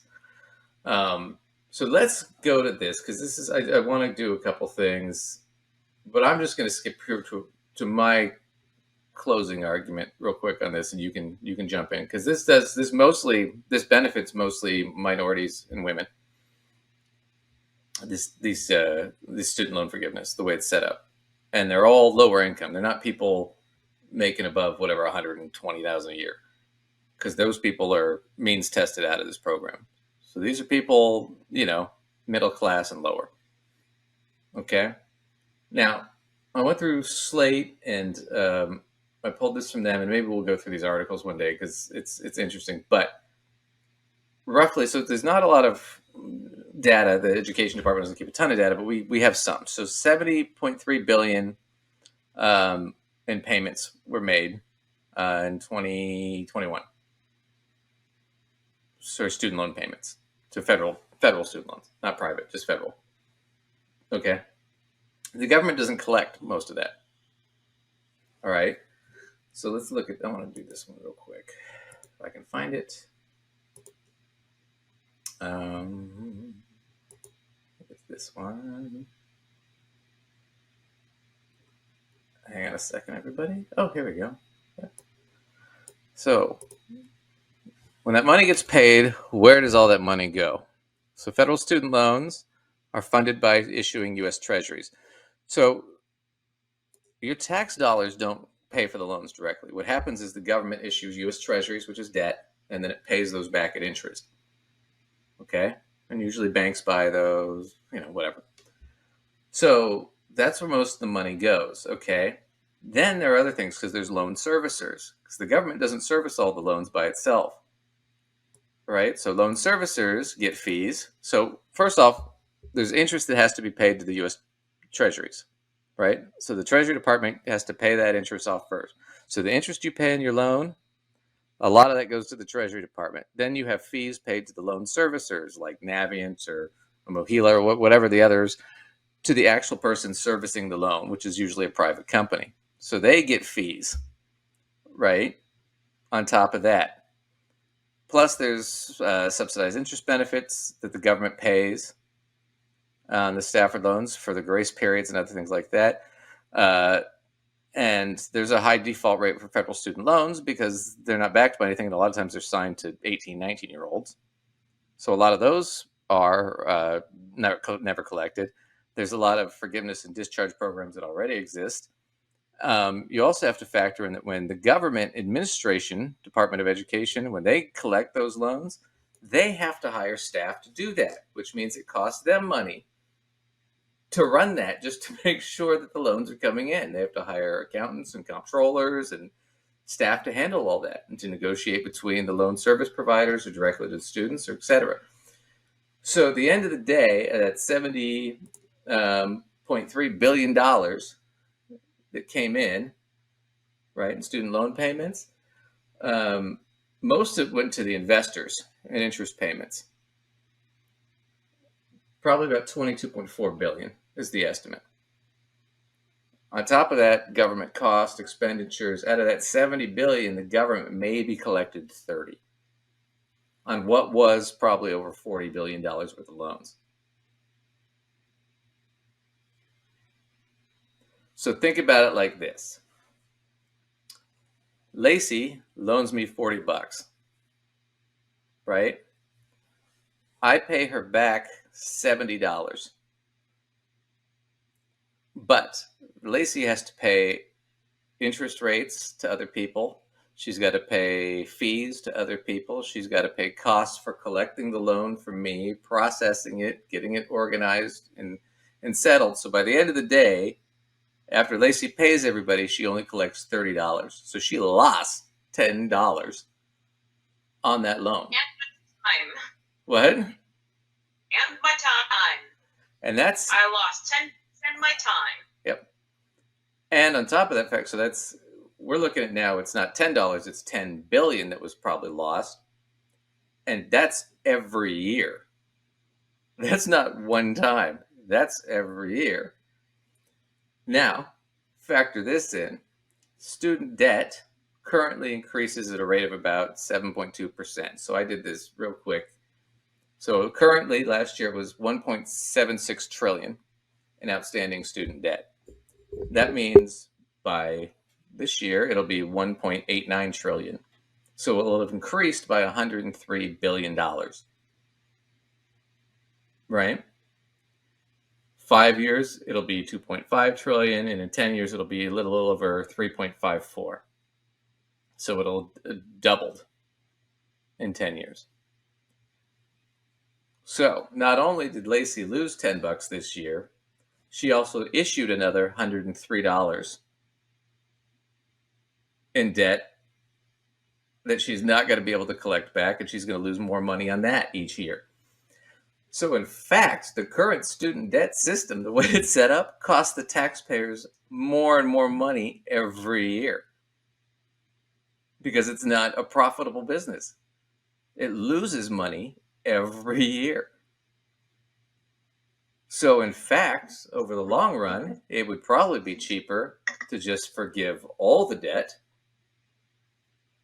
And instead of taking that money and giving it in loans, give it directly to the universities. And the universities can lower their costs. Which is not all that different from what we used to do back in the late 70s. It's basically what we did in the late 70s. And what was happening then? They wanted to move all the colleges to a completely free college system where it was just funded by the government or funded by the states. Well, you know what? There are some countries that have that going on. And you know what? There are countries where the people are highly educated. Their economies work really great. Yeah. Yeah. So nobody miserable. That would be my counter argument, which is if you're sitting there saying, well, this is a drag on the taxpayers and a waste, I agree. I don't think that debt forgiveness is a drag or a waste. I think the fucking system as it is a huge waste of taxpayer money every year. And if we just got rid of the system, I'm not saying we have to do it overnight, but I'm saying we should. And in that way, taxpayers would be making more money. You'd have more educated people. More people could go to college. That also means Black people and Hispanic people and women, Native American people would be going to college. I know that's scary for some of you out there, but that's what it would mean. You wouldn't have all this debt, and that $70.3 billion in loan payments wouldn't be going to loan payments. Most of it would be going back into the economy. Right. My big argument for it is super, super simple. If you forgive $20,000 in student loan debt for somebody because they were one of the Pell Grant recipients, roughly, they don't have to spend about $200 a month in payments. Mm-hmm. $20,000 is usually, on the standard repayment system, somewhere around $200 a month, give or take, Depends on what your rate is, yeah. And, right, somewhere around $200 a month, let's just say that for the sake of argument. So if I don't have $200 going out for my student loans per month, what can I afford to do? Bills, rent. I can afford to stimulate the economy in some other way.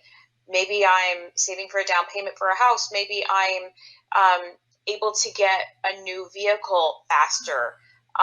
Maybe I'm just enjoying my life more and I'm going out to dinner and stimulating the economy that way more because I have a little bit more disposable income, right? I mean, the options are endless, but if that person has another couple $100 a month of their own income to do something with, they're going to do something with it, and it's going to benefit the economy. Put it in the market. Right. Save for retirement. Yeah. Not get into credit card debt. You have less bankruptcies, things like that. Yeah. So, I mean, the whole thing is just all their talking points are bullshit. I mean, it's not just rich kids. This is mostly for middle to lower income people. Those are who are getting this. Trust me, there's not a lot of Georgetown graduates who are getting this. Not a lot of Harvard graduates are getting this. Most of those people had it paid for. Rich kids don't pay for college. They don't borrow loans to go to college. It doesn't happen. So they're just living in a fantasy about that whole thing. Anyway, well, that was just our argument in the student loans. I think it's just overall it's a bad program and it loses money. And since it's losing money, if your whole argument is, well, it's a drag on the taxpayers, yeah, this current system is a drag on the taxpayers. The loan forgiveness is actually a gift to the taxpayers because now you don't have to pay for processing all those loans anymore, which is what's costing you money. Right. You're Lacey only getting $30 for the 40 she loaned. If she just forgave it, it wouldn't cost her $10 a year to fucking do it. You know what I'm saying?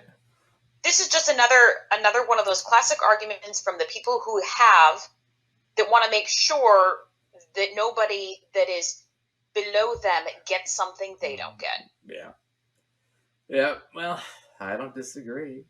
Well, let's wrap up. Let's do a quick cage match, and then we'll wrap up for the day. You up for it? I'm up for it. All right. So I haven't seen any of this at all. I just grabbed this at random. It's Ramsey, Dave Ramsey. So it's called "How Do I Get Out of My Ex-Wife's Debt?" We'll see. I don't know. I'm curious. I want to know now. I want to know the caller's story. I just don't totally know what we're kind of about to hear. So no, do I know? Let's hear it.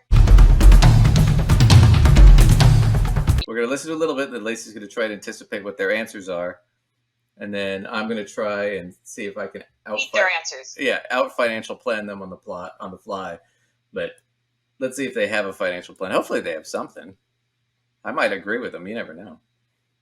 All right, here we go. Malachi's with us in Princeton, Kentucky. Hey, Malachi, what's up?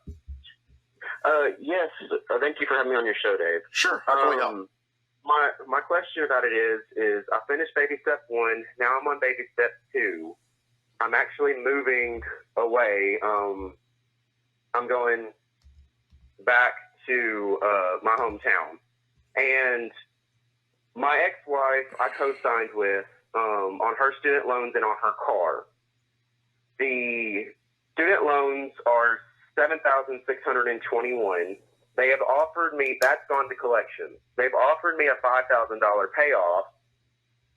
And if I were to do that first instead of taking care of my smaller loans, which I know that you say, you pay your smallest loans off and you move on to the next and the next and the next. But would you... You have $5,000. You have $5,000. Say again? You have $5,000. It's five. I do not. Where are you gonna get Pause. You're gonna have to pay it all at once. Okay, let's pause. Okay. Yeah. So the student debt's the issue. I guess that's the only issue. And a car he co-signed on. No, okay. I'm not so worried about the car, but okay. So I didn't catch what the status is of the car. I don't know if that's in collections, but if the student debt is in collections, Ramsey's advice, he uses the debt snowball, but his advice is going to, he wants people to get current first. Yeah. So I anticipate that he will actually go for just throwing the money at the thing that's in collections. I also think he's going to go for that. This isn't really necessarily a part of his system, but I think he'll go for that first just to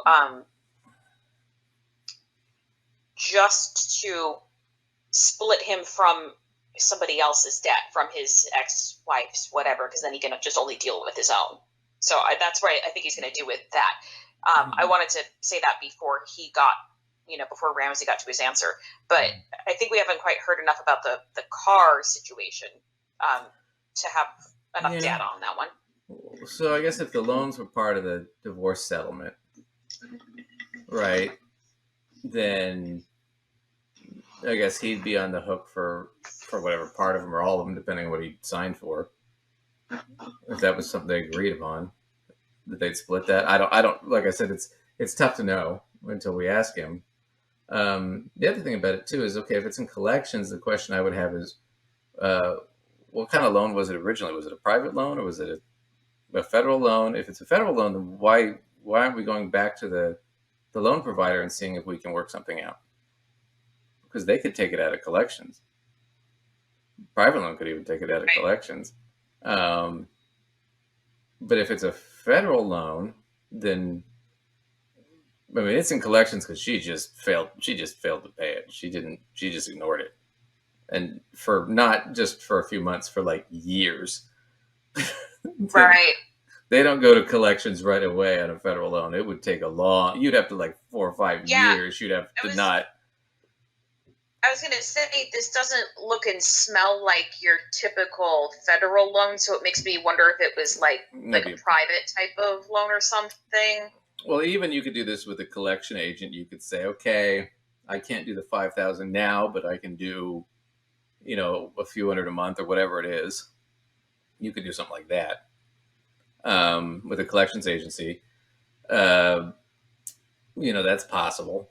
I don't know. But let's see what else he says. Because right now, that's the options are to be, because he doesn't have the money to pay it. It's like, well, then we should be looking at another way. We should either be looking at getting it back into the provider's hands, whoever that is, and seeing if we can work something out with them.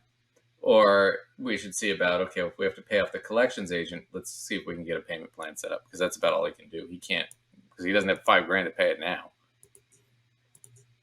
The offer's not payments. If I were to get that off, you don't have $5,000. Yeah. These deals only work, and they're usually for a limited time. For a lump sum.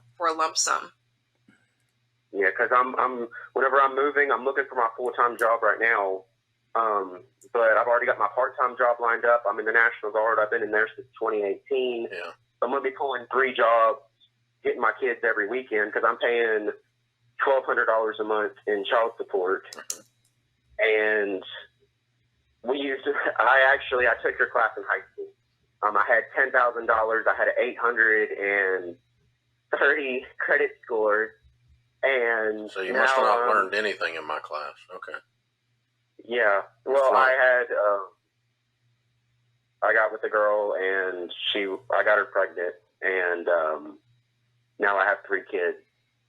And now we're divorced. I've actually been separated since July. It got finalized in February. I'm sorry. I got this new place in November, and I've had to ask for money from family members and stuff like that, because all this debt that we had racked up for the life that she had wanted. Okay, in the divorce decree, was she supposed to pay the car and her student loan? Actually, my lawyers and her negotiated, because it was so much for the student loans, I'm responsible for half. For half of the $7,000. And her car would be refinanced after that got out of collections into her name completely. And that would get the car out of your name. Okay. Yeah. So yes, you do need to pay the student loan, and yes, you do need to negotiate a lump sum when you have a lump sum. But right now, Malachi, you don't have any money. Yeah. Because I'm moving back into my parents' home. Yeah. So right now, what you're going to do is you're going to get on a detailed budget. You're going to live on nothing. You're not going to go out at night at all. You're going to work all the time, and you're going to start paying these debts off. And when you can get enough debt paid off that you pay off the little ones, and that'll get you more cash flow, because you're paying payments on all this crap except her loan. You're not paying on her loan. Actually, I am, sir. I thought you said it was in delinquency. It is.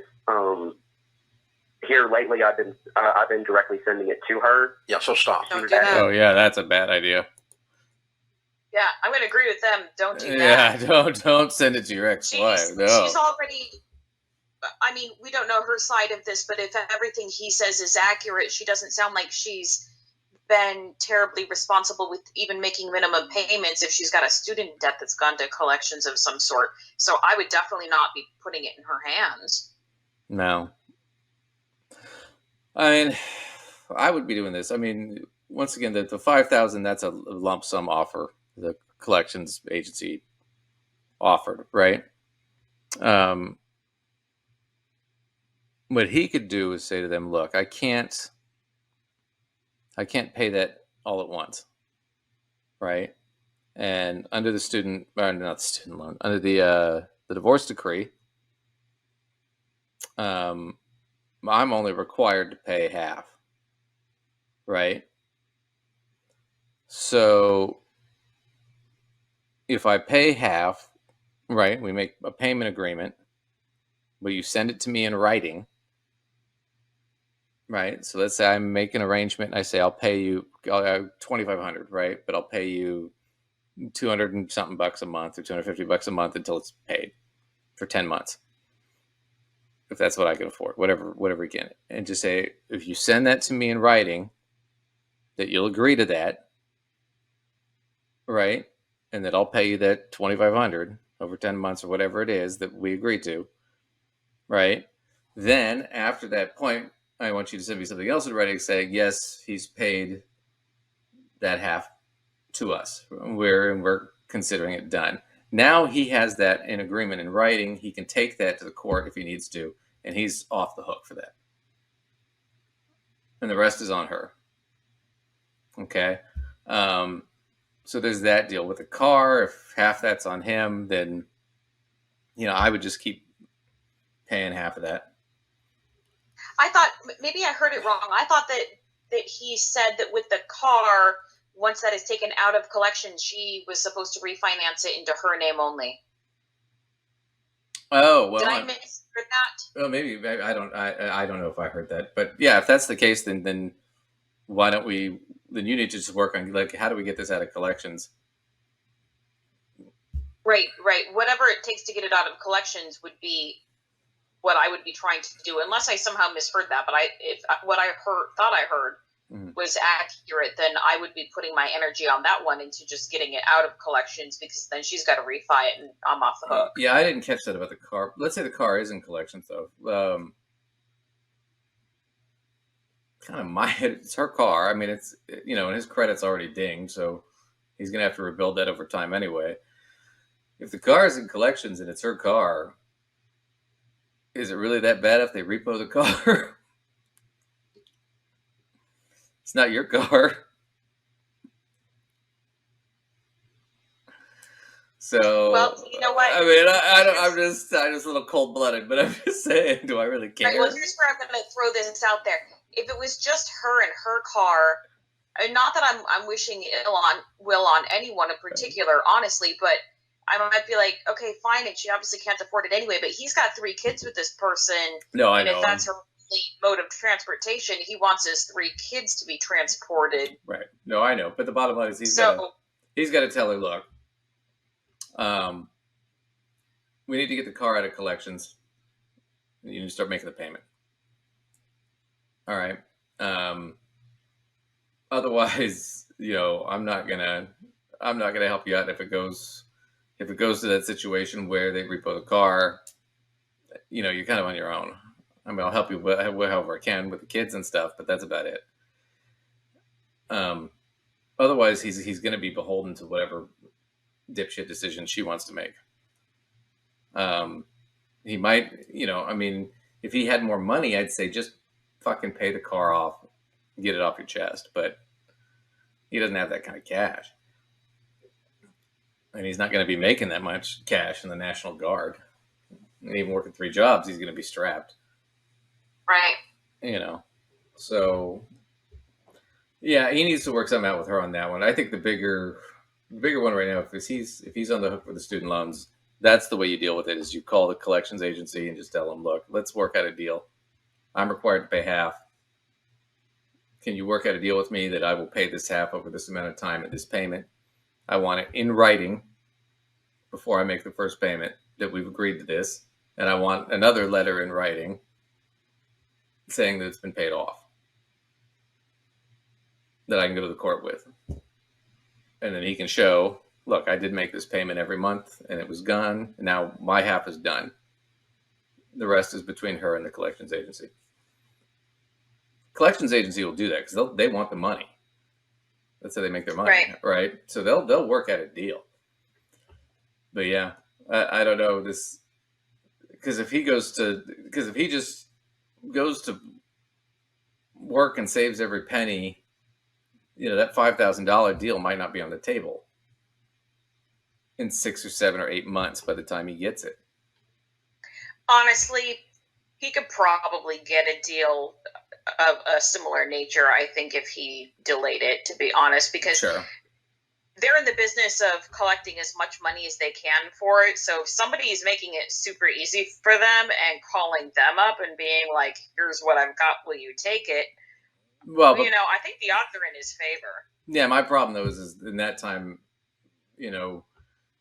how does that ding his credit score or hurt him? Right. If he has a deal going, then it's not going to be a big issue. Right. Because the other position he's going to be in is, it's going to be, if he's moving back in with his parents and he gets to a position where he wants to get a new place and he's let this whole thing rake his credit score, it's going to be hard to rent. Right. And it's going to be hard to see your 3 kids when you're living with mom and dad. I mean, he's just in a bad position. So let's see what the rest of this is real quick, and we'll. Her house. Yeah, so stop sending her money and stop sending student loan people money. Tell them where she lives. Yes, sir. Tell them They already know. Yeah, tell them to call her. I'm the co-signer. They're hounding me. I know. Just tell them jump in the creek. You're not paying it. I'm broke. Okay. I'm broke. I'm divorced and I'm broke. I don't have any money. I'm not paying it. I'll pay it when I've got some money. How much other debt have you got? Not well, that's collections. If he could get it back to student loans, they would work something out with him. But bring this mess. I've gotten down from right now as of today. I have $410 in one, or $410 in one credit card. $239 in another. The car that I originally bought for her that I got throughout the divorce is $13,354. So $20,000 makes you debt free. I want you to go make $20,000 in the next 6 months extra and be 100% debt free. And cut up your credit cards. You cut up your credit cards, your car, her student loans, everything. Completely debt free. Yeah. I don't want you to work like a maniac. Right now, this is all happening to you, and I'm trying to get you to happen. Okay. In a perfect world, right? You just make an extra $20,000 in 6 months. I'm not gonna lie, like on this one, I can't say that I really disagree with Ramsey, but I mean, just to make an extra $20,000 is not the easiest thing in the world for a person to do. Like that's the part where, you know, as I feel like I'm always saying this, but where he sounds a little entitled. Like just make an extra $20,000 in the next 6 months. That is not the easiest thing to do, especially, you know, I don't know what kinds of jobs this person can get, what they have access to, etc. Well, however, yes, $20,000 makes all of this stuff go away. I probably really would focus my attention on that goal. Well, let's say this. So he's got $1,200 in child support, right? Let's say he moves in with mom and dad. And let's say somehow magically he can keep the rest of his bills under $800, which is with 3 kids. I don't know how that's possible, but let's say that. So he's $2,000 a month is what he needs to live. So he needs $24,000 a year before tax, right?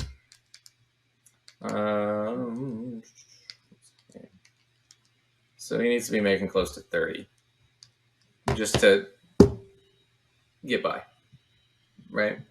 Child support, taking care of his kids, himself. Doesn't include any of the other debt or payments. Okay? I don't know what his education is. I'm guessing it's high school. If he's National Guard, he's working a couple, 3 jobs. Now, if he wants to make $20,000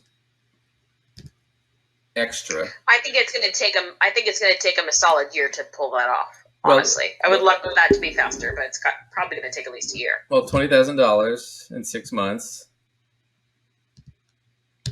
That means he needs to make an extra $3,300 a month. Okay. Let's say he can work an extra, 20 hours a week. He's already probably working 50, 60 just to scrape by now. Right, but let's say you can work an extra 20. So let's do that. Hang on, let's do. So that's, let's say 4 weeks in a month. So that's 80 hours. So he needs to be making $41.66 an hour at a part-time job to make $20,000. No, you're right. It's going to be more like a year and a half. I do think him getting that done in a year would be a reasonable goal. It could end up being more than a year. It could be like a year and a half. But I would say if you're going to set a goal that's ambitious but realistic, I'd set that for like a 1 year goal. Expenses are going to come up. Things are going to come up. Kids are going to get sick. Right. There's going to be field trips. There's going to be clothes. There's going to be, school supply. There's lots of shit here. We're talking bare bones, like to him just getting by on $2,000 a month with 3 kids that he has on the weekends. And unless the kids say, hey, we're not going anywhere this weekend. Not going to the zoo, nothing. You just got to sit here. Okay, well, you know what? Going to the park is free. So yeah, well, there's plenty of things you can do with your kids that don't cost a bunch of money. But yeah, I do understand your point. But that's my point. Is like, you know, you still want to be able to take your kids out and do stuff, right? But that's, you know, there's going to be, what if they're playing sports or they're in ballet or something, like you got to buy equipment. That shit gets expensive quick. I mean, this is my point. Is it's unrealistic, and it's so, like you said, it's entitled. It's not thinking. I think that the real strategy here is, let's talk about what it is you owe to who. What does the court decree say?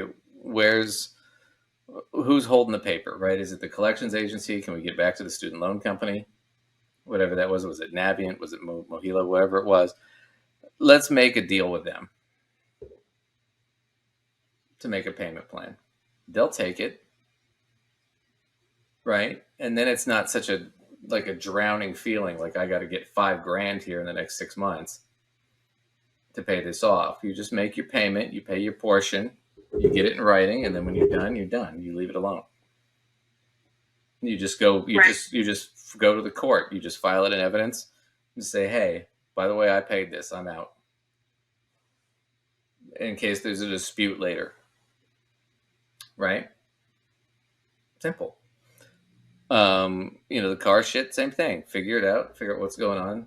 Don't send her money, other than what you have to, than the child support. But yeah, I mean, if there's, you know, just say, okay, I'll make whatever my half of the car payment. That's what I'm supposed to do. But call them and let them know. They'll take half from you. You know, I gotta tell you, Duncan, as a cage match, this one was kind of a difficult cage match because it wasn't enough of a traditional financing sort of question to be. I mean, it was an interesting question, but I don't know. I would say this is a good one.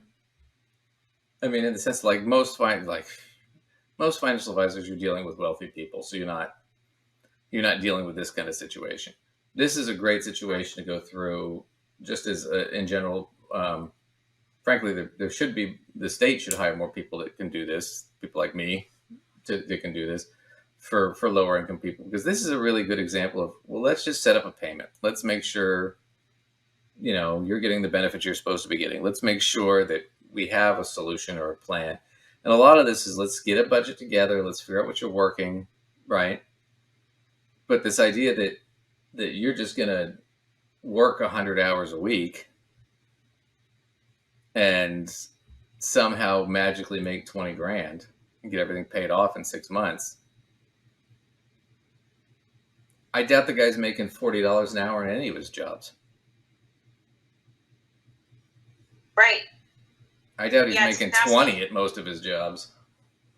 It's asking him to be able to work a number of hours that really just might not be possible. Yeah. And quite frankly, I'm the kind of person who will burn the candle at both ends for a period of time to just hit some sort of goal. So I'm not against telling him to work like a madman for 6 months, but even working like a madman for 6 months, I'm not sure that quite reaches that goal in that time frame. Well, I think the time frame is unrealistic. Well, and the other thing too is if you overwork yourself, you can have health problems, and now all of a sudden you're paying medical debts. I've gone through that before, where I've worked 100-hour weeks, and you do it for 2 or 3 months, and the next thing you know, you're in the hospital for exhaustion because you've just worked yourself into the ground. So it's not necessarily a solution, and a lot of times it can be more of a problem. You know, you think you're climbing out of the hole, but you're just digging yourself in deeper. So. Well, Duncan, I think on this one, on my end, I feel like I'm going to kind of call it a draw, because I feel like this caller kept changing the information on all of us a little bit. I'm going to call it a win on my part, because their solution was just somehow magically make $20,000 in 6 months. My solution is let's get payment plans and let's get a budget together and let's figure out what we're going to do. But let's not dilly-dally and wait for this shit to come bite you in the ass, especially the car thing. I mean, if you wait on that long enough, it's going to go into collections. They're going to repo it anyway. Yeah, I'll call this a win in your column and kind of a draw in mine.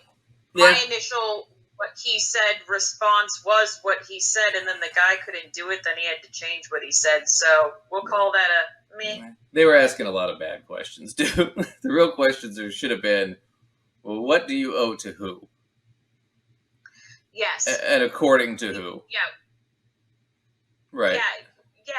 Well, that information was coming out, but it was coming out in such little trickles that it kind of took the whole call to sort of figure out what this person had where and what he was responsible for. Right. Well, the other thing could be just as simple as, well, why don't you call the court and say, look, I'm supposed to pay half of this, but it's in collections. What do you guys want me to do? Right? Right. The court might sit there and go, well, maybe we can renegotiate this and figure this out. It might be worth him just going and talking to a family lawyer one more time and saying, hey, I'm supposed to pay this, but it's a clusterfuck now. Who do I pay? What do I do? You never know. The court might sit there and go, you know what? Why don't we'll dump it all on we'll dump part of it on you and part of it on her. We'll dump it all on her and you just pay her the extra and she either pays it off or she doesn't. Because I'd do that. I'd say, hey, what if you just said, okay, look, since it's all in collections and I don't know what the fuck she's doing, why don't we just say I'll pay her an extra $200 a month on top of the child support to cover this stuff, and then she can just deal with it because it's all in her name anyway. I can't negotiate it. He was a co-signer on the car, not on the student loans. I thought it was on both. No, just on the car. So on the car, yeah, you could sit there and go, well, look, why don't we just put the car all in her name and I'll just agree to pay her an extra couple $100 a month until it's paid. Right? For how many months. That would be more reasonable. Then it's all off of him. I mean, so there's lots of different solutions here that, I think that the thing is they always have to jump to just somehow make, $20,000 in 6 months. You can do it. You can't even make that at one of your jobs, but right. But you can do it if you work five jobs. That's all you need. 5 part-time jobs.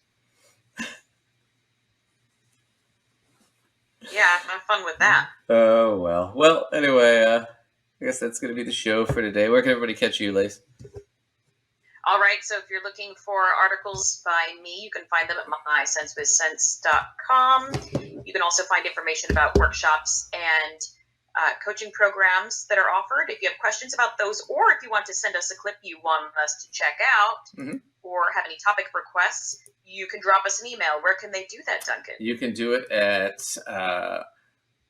gossipfinancead@outlook.com. Once again, thanks for watching. Please like and subscribe, everybody. We will catch you guys later. And we'll have some fun stuff for you next week. We'll see if the world explodes. Maybe it will. So, have a good day. Oh, man. Yeah, that was a weird ending, but yeah.